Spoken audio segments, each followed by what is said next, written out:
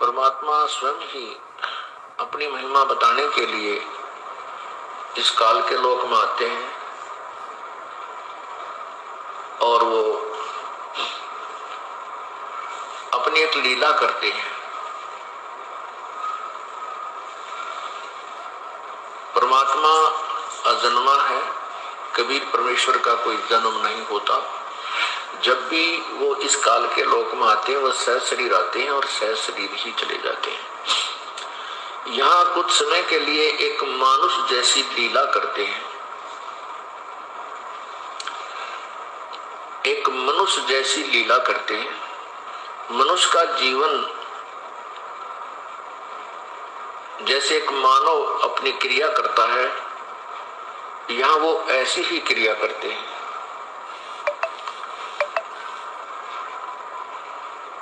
तो उस समय हम उसको केवल एक मनुष्य जान लेते हैं, हम उन्हें भगवान नहीं मानते। भगवान हम क्यों नहीं मानते, परमात्मा किस लिए नहीं मानते? क्योंकि हमारे को ज्ञान गलत बताया हुआ होता है। हमारे को ये बताया हुआ होता है कि परमात्मा निराकार है,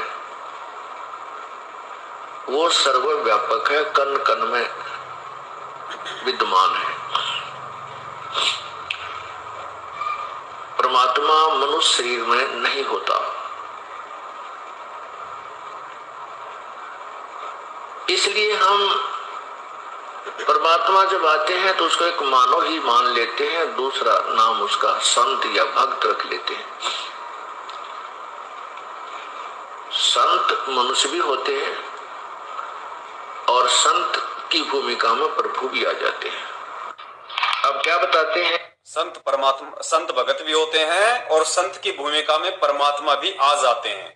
तो परमेश्वर यहाँ संकेत कर रहे हैं कि भाई संत की भूमिका में मैं आया हुआ हूं।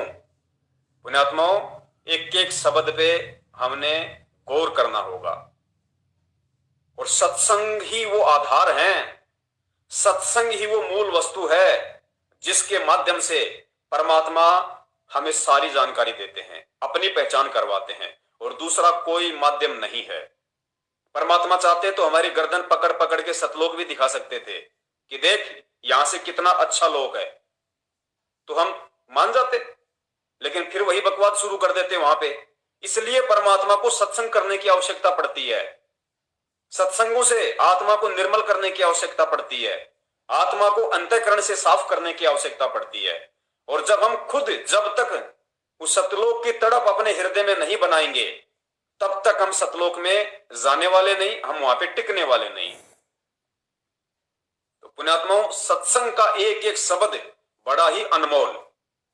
तन मन शीस ईस अपने पे, तन मन शीस ईस अपने पे, पहले में चोट चढ़ावे जब कोई राम भक्त गत पावे हो जी, जब कोई राम भक्त गत पावे हो जी।